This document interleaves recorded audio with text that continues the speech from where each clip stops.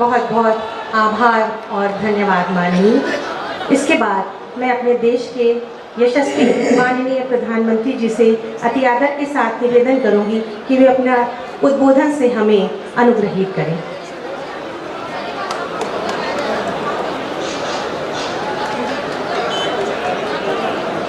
भगवान शिव अवतारी गोरक्षनाथ की धरती को प्रणाम करत बाटे।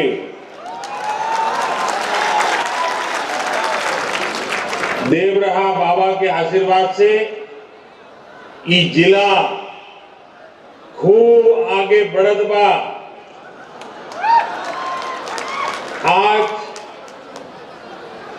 देवरहा बाबा की धरती पर हम चौरी चौरा के महान लोगन का स्वागत करत बाटी और आप सभी के नमन करन बाटी। उत्तर प्रदेश की गवर्नर श्रीमती आनंदीबेन पटेल जी, यशस्वी और लोकप्रिय मुख्यमंत्री योगी आदित्यनाथ जी, यूपी सरकार के मंत्रीगण, कार्यक्रम में उपस्थित सांसद, विधायक और मेरे प्यारे भाई और बहनों, चौरी चौरा की पवित्र भूमि पर देश के लिए बलिदान होने वाले, देश के स्वतंत्र संग्राम को एक नई दिशा देने वाले वीर शहीदों के चरणों में मैं प्रणाम करता हूं, आदरपूर्वक श्रद्धांजलि देता हूं। इस कार्यक्रम में अलग अलग जिलों में शहीदों और स्वतंत्रता संग्राम सेनानियों के परिजन भी उपस्थित हैं। अनेक स्वतंत्रता सेनानियों के परिवार आज ऑनलाइन भी जुड़े हैं। आप सभी का भी मैं अभिनंदन करता हूं, आदर करता हूं। साथियों, 100 वर्ष पहले चौरी चौरा में जो हुआ वो सिर्फ एक आगजनी की घटना, एक थाने में आग लगा देने की घटना सिर्फ नहीं थी। चौरी चौरा का संदेश बहुत बड़ा था, बहुत व्यापक था।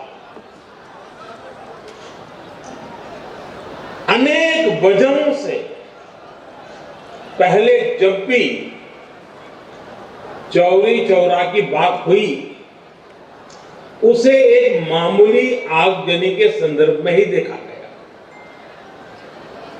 लेकिन आगजनी किन परिस्थितियों में हुई, क्या वजह थी, ये भी उतनी ही महत्वपूर्ण है। आग थाने में नहीं लगी थी, आग जन जन के दिलों में प्रज्वलित हो चुकी थी। चौरी चौरा के ऐतिहासिक संग्राम को आज देश के इतिहास में जो स्थान दिया जा रहा है, उससे जो जुड़ा हुआ प्रयास हो रहा है वो प्रशंसनीय है। मैं योगी जी, उनकी पूरी टीम को इस काम के लिए बधाई देता हूं। आज चौरी चौरा की शताब्दी पर एक डाक टिकट भी जारी किया गया है। आज से शुरू हो रहे ये कार्यक्रम पूरे साल आयोजित किए जाएंगे। इस दौरान चौरी चौरा के साथ ही हर गांव, हर क्षेत्र के वीर बलिदानियों को भी याद किया जाएगा। इस साल जब देश अपनी आजादी के 75वें वर्ष में प्रवेश कर रहा है, उस समय ऐसे समारोह का होना इसे और भी प्रासंगिक बना देता है। साथियों, चौरी चौरा देश के सामान्य मानवी का स्वतः स्फूर्त संग्राम था। ये दुर्भाग्य है कि चौरी चौरा के शहीदों के जितनी चर्चा होनी थी, बहुत अधिक चर्चा नहीं हो पाई। इस संग्राम के शहीदों को, क्रांतिकारियों को इतिहास के पन्नों में भले ही प्रमुखता से जगह न दी गई हो, लेकिन आजादी के लिए उनका खून देश की माटी में जरूर मिला हुआ है, जो हमें हमेशा प्रेरणा देता है।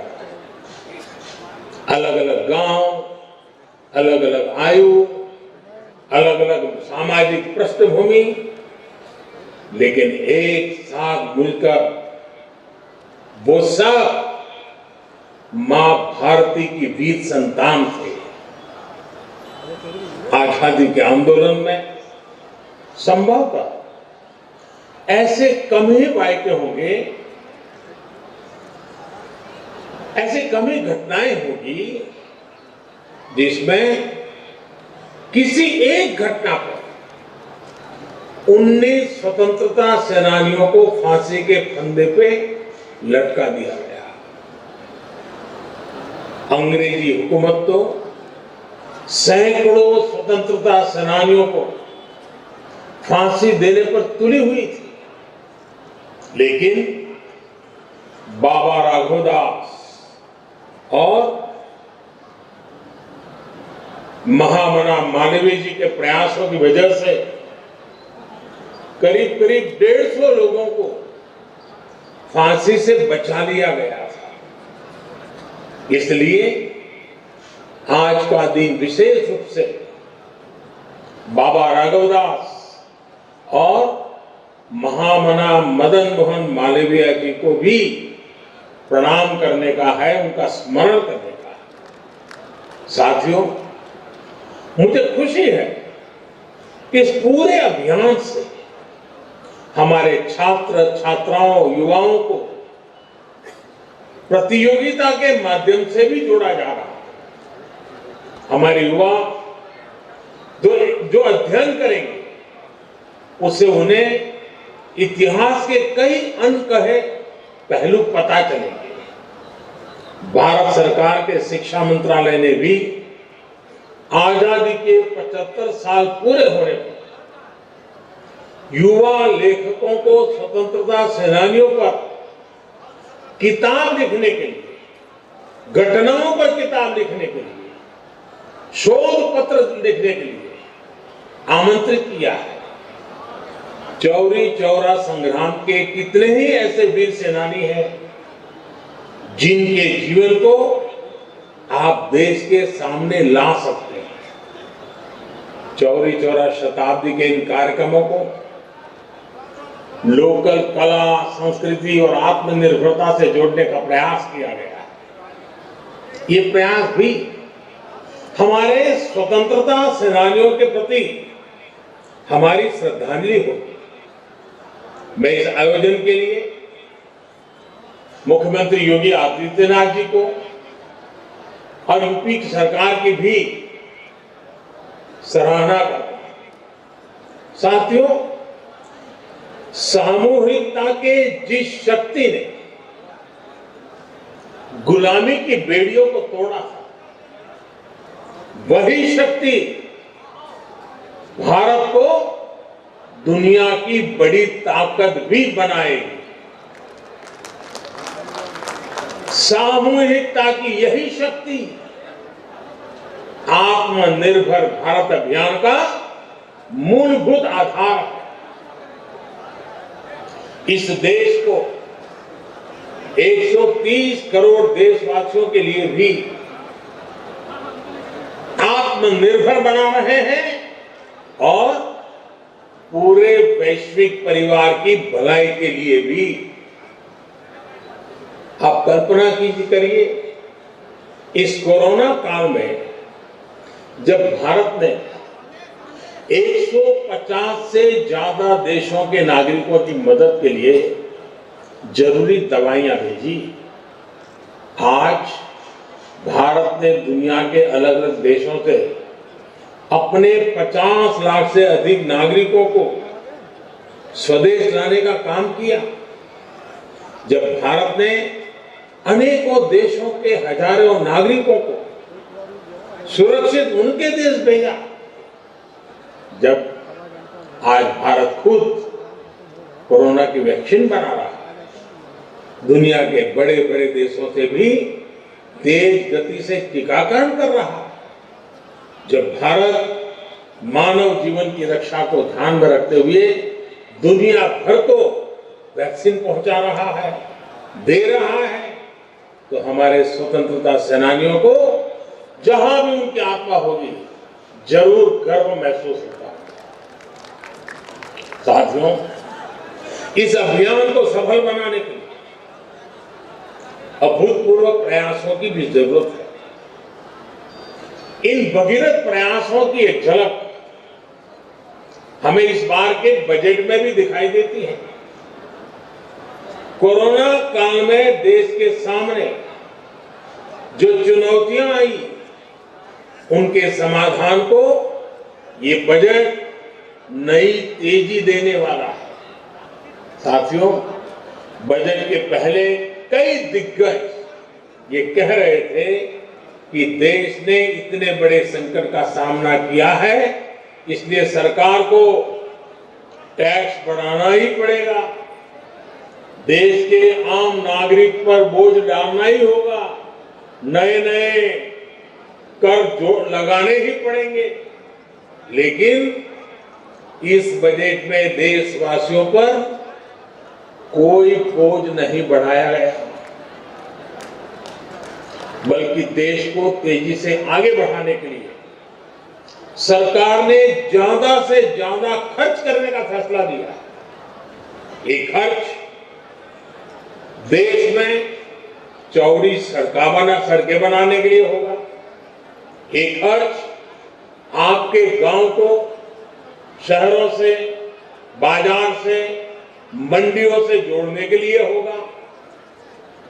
इस खर्च में पुल बनेंगे, रेल की पटरियां बिछेंगी, नई रेल चलेगी, नई बसें भी चलाई जाएगी, शिक्षा, पढ़ाई लिखाई की व्यवस्था अच्छी हो, हमारे युवाओं को ज्यादा अच्छे अवसर मिले, उसके लिए भी बजट में अनेक फैसले लिए गए हैं।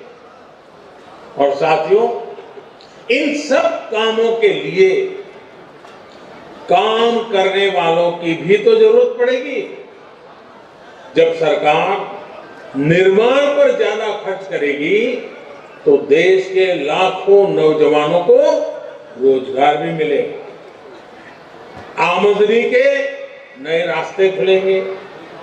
साथियों, दशकों से हमारे देश में बजट का मतलब बस इतना ही हो गया था कि किसके नाम पर क्या घोषणा कर दी गई। बजट को वोट बैंक के हिसाब किताब का वही खाता बना दिया गया। आप सोचिए, आप भी अपने घर में आने वाले खर्चों का लेखा जोखा अपनी वर्तमान और भविष्य की जिम्मेदारियों के हिसाब से करते हैं, लेकिन पहले की सरकारों ने बजट को ऐसी घोषणाओं का माध्यम बना दिया था जो पूरी ही नहीं कर पाते थे। अब देश ने वो सोच बदल दी है, अप्रोच बदल दी है। साथियों, कोरोना काल में भारत ने जिस तरह से इस महामारी से लड़ाई लड़ी, आज उसकी तारीफ पूरी दुनिया में हो रही। हमारे टीकाकरण अभियान से भी दुनिया के कई देश सीख रहे हैं। अब देश का प्रयास है कि हर गांव कस्बे में भी इलाज की ऐसी व्यवस्था हो कि हर छोटी मोटी बीमारी के लिए शहर की तरफ भागना न पड़े। इतना ही नहीं, शहरों में भी अस्पतालों में इलाज कराने में तकलीफ न हो, इसके लिए भी बड़े फैसले लिए गए हैं। अभी तक आपको अगर कोई बड़ा टेस्ट या चेकअप कराना होता है तो आपको अपने गांव से निकल करके गोरखपुर जाना पड़ता है, या फिर कई बार आप लखनऊ या बनारस तक चले जाते हैं। आपको इन दिक्कतों से बचाने के लिए अब सभी जिलों में आधुनिक टेस्टिंग लैब बनाई जाएगी। जिले में ही चेकअप की व्यवस्था होगी और इसलिए देश ने बजट में स्वास्थ्य के क्षेत्र में भी पहले से काफी ज्यादा खर्च की व्यवस्था की है। साथियों, हमारे देश की प्रगति का सबसे बड़ा आधार हमारा किसान भी रहा है।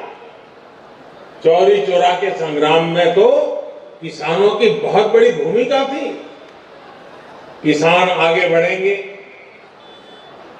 आत्मनिर्भर बने, इसके लिए पिछले 6 सालों में किसानों के लिए लगातार प्रयास किए गए हैं। इसका परिणाम देश ने कोरोना काल में देखा भी है। महामारी की चुनौतियों के बीच भी हमारा कृषि क्षेत्र मजबूती से आगे बढ़ा और किसानों ने रिकॉर्ड उत्पादन करके दिखाया। हमारा किसान अगर और सशक्त होगा तो कृषि क्षेत्र में ये प्रगति और तेज होगी। इसके लिए इस बजट में कई कदम उठाए गए हैं। मंडियों किसानों के फायदों का बाजार बने, इसके लिए 1000 और मंडियों को इनाम से जोड़ा जाए। यानी मंडी में जब किसान अपनी फसल बेचने जाएगा तो उसे और आसानी हो जाएगी। वो अपनी फसल कहीं भी बेच सकेगा। इसके साथ ही ग्रामीण क्षेत्र के लिए इंफ्रास्ट्रक्चर फंड को बढ़ाकर 40,000 करोड़ रुपए कर दिया गया है। इसका भी सीधा लाभ किसान को होगा। ये सब फैसले हमारे किसान को आत्मनिर्भर बनाएंगे, कृषि को लाभ का व्यापार बनाएंगे। यहां यूपी में जो केंद्र सरकार ने जो प्रधानमंत्री स्वामित्व योजना की शुरुआत की है, वो भी देश के गांवों के विकास में अहम भूमिका निभाने वाली है।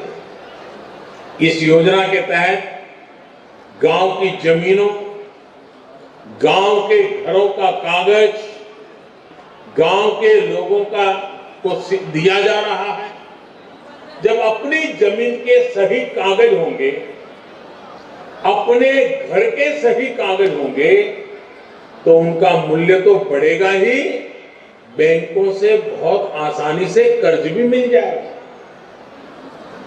गांव के लोगों के घर और जमीन पर कोई अपनी बुरी दृष्टि भी नहीं डाल पाएगा। इसका बहुत बड़ा लाभ देश के छोटे किसानों को, गांव के गरीब परिवारों को होगा।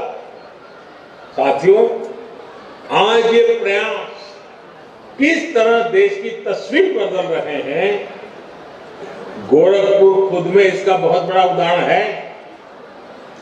क्रांतिकारियों की ये धरती कितने ही बलिदानों का गवाह ये क्षेत्र, लेकिन पहले यहां क्या तस्वीर होती थी? यहां कारखाने बंद हो रहे थे, सड़कें खस्ता हाल थी, अस्पताल खुद में बीमार हो गए थे।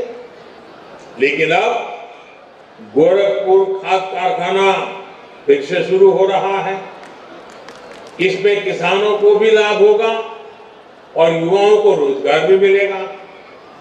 आज गोरखपुर में एम्स बन रहा है। यहाँ का मेडिकल कॉलेज और अस्पताल हजारों बच्चों का जीवन बचा रहे हैं। पिछले कई दशकों से यहाँ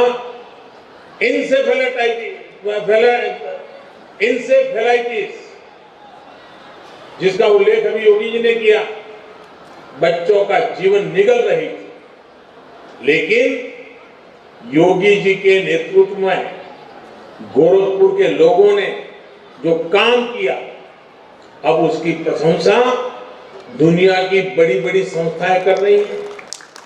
अब तो देवरिया, कुशीनगर, बस्ती, महाराजगंज और सिद्धार्थ नगर में भी नए मेडिकल कॉलेज बन रहे हैं। साथियों, पहले पूर्वांचल की एक और बड़ी समस्या थी। आपको याद होगा, पहले अगर किसी को 50 किलोमीटर भी जाना होता था तो भी 3-4 घंटे पहले निकालना पड़ता था, लेकिन आज यहां 4 लेन और 6 लेन सड़कें बन रही हैं। इतना ही नहीं, गोरखपुर से 8 शहरों के लिए फ्लाइट की भी सुविधा बनाई गई। कुशीनगर में बन रहा इंटरनेशनल एयरपोर्ट यहां टूरिज्म सेक्टर को भी आगे बढ़ाएगा। साथियों, ये विकास, आत्मनिर्भरता के लिए ये बदलाव आज हर स्वतंत्रता सेनानी को देश की श्रद्धांजलि है। आज जब हम चौरी चौरा शताब्दी वर्ष मना रहे हैं तो हमें इस बदलाव को सामूहिक भागीदारी से आगे बढ़ाने का संकल्प लेना है। हमें यह भी संकल्प लेना है कि देश की एकता हमारे लिए सबसे पहले है, देश का सम्मान हमारे लिए सबसे बड़ा है। इसी भावना के साथ हमें हर एक देशवासी को साथ देकर आगे बढ़ना है। मुझे विश्वास है जो यात्रा हमने शुरू की है उसे हम एक नए भारत के निर्माण के साथ पूरा करेंगे। मैं फिर एक बार शहीदों की इस शताब्दी के बेला पर पूरे साल भर एक बात न भूलें कि वे देश के लिए शहीद हुए थे। वे शहीद हुए, उसके कारण आज हम स्वतंत्र हुए। वे देश के लिए मर सके, अपने आप को मार सके, अपने सपनों को आहूत कर सके। कम से कम हम मरने की नौबत तो नहीं है, लेकिन देश के लिए जीने का संकल्प जरूर लें। उन्हें सौभाग्य मिला देश के लिए मरने का, हमें सौभाग्य मिला देश के लिए जीने का। ये पूरा शताब्दी वर्ष चौरी चौरा के शहीदों का स्मरण करते हुए ये हमारे लिए संकल्प का वर्ष बनना चाहिए, हमारे लिए सपनों को साकार करने का वर्ष बनना चाहिए, हमारे लिए जी जान से लिए जन जन की भलाई के लिए जुट जाने का बनना चाहिए। तभी ये शहादत का 100 साल हमें नई ऊंचाइयों पर ले जाने का एक अपने आप में अवसर बन जाएगा और उनकी शहादत हमारी प्रेरणा का कारण बनेगी। इसी एक भावना के साथ मैं फिर एक बार आप सबका बहुत बहुत धन्यवाद करता हूं।